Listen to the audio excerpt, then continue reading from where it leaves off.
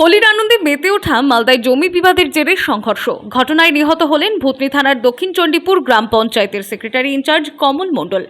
ঘটনাটি ঘটেছে শনিবার বিকেলে মালদার ভূতনি থানার হিরানন্দপুর গ্রাম পঞ্চায়েতের গোবর্ধন টোলায়।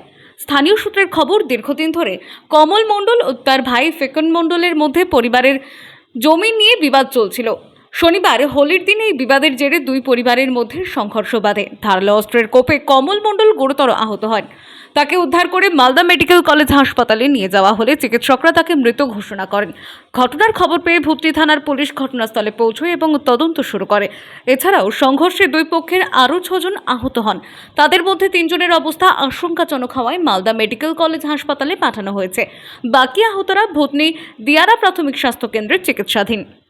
ছাগল গিয়েছিল না, তো ছাগলটা ওইটা যে আমার ভাসুর বেটি আছে ওটা কোনটা গাইল দিতে লাগলো, এটা ভাসুর বেটিটা। আচ্ছা, তো আমার যাও ওইটা যেটা কেটেছিল ওকে বলছে কে গে চেঙ্গার সঙ্গে কি বকছিস তুই, ছেড়ে দে। তো আমার ভাসুর বেটিটা লাঠি উঠিয়েছিল, তো আমি একেও লাঠি ছিলাম ওকেও লাঠি ছিলাম। তার মধ্যে এই কমন চলে গেল, দারু খেয়ে আছে। আজকে হোলি তো মদ খাওয়া সকালে চলে গেল। ওই পরিতোষ মাস্টার আছে, ভরত দাদা আছে, সবাই আমরা মিলে ছুটাচ্ছি ঝোড়াটা। আর ওরা খালি কমল পড়ে গেল, দারু খাবার লো পড়ে গেল, আবার চোখ দিতে লাগলো হাসুয়া দিয়ে।